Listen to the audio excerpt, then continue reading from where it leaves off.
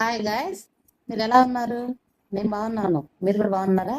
సరే, ఈరోజు సొరకాయ హల్వా ఎలా చేసుకున్నామో చూద్దామా? ఓకేనా? ఫస్ట్ ఒక సొరకాయ తీసుకోవాలి.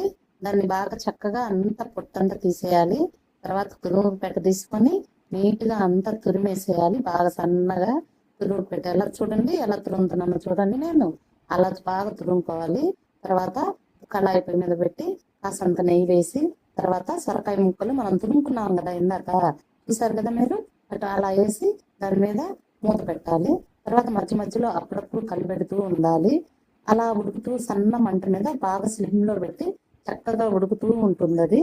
మనం అప్పుడప్పుడు కలిపెడుతూ ఉంటే సరిపోతుంది. తర్వాత ఒక చిక్కటి పాలు వేరే దబ్బర్లో కాచుకొని ఆ దబ్బర్లో చిక్కటి పాలు కొంచెం వేసి తర్వాత కలపాలి. నీట్గా కలిసిన తర్వాత కొంచెం బెల్లం దాన్ని బాగా సన్న ముక్కలుగా తరిగి దాంతో పాటు ఇలాచీ పౌడర్ కూడా వేసేస్తే కమ్మని సొరకాయ హల్వా రెడీ అయిపోతుంది. ఒకసారి అంతా బాగా గంటితోటి బాగా నీట్గా తిప్పాలి. తిప్పగానే బాగా చిక్కగా అంత పాయసం లాగా తయారవుతుంది. ఆ హల్వా ఎలా ఉందో చూడండి. నాకు చూస్తుంటేనే నోరు ఊడిపోతుంది. మీకు అనిపించట్లేదా అలా అని? చూడండి, ఒకసారి చేసి చూడండి, టేస్ట్ చూడండి. చాలా చాలా బాగుంది, హెల్తీ.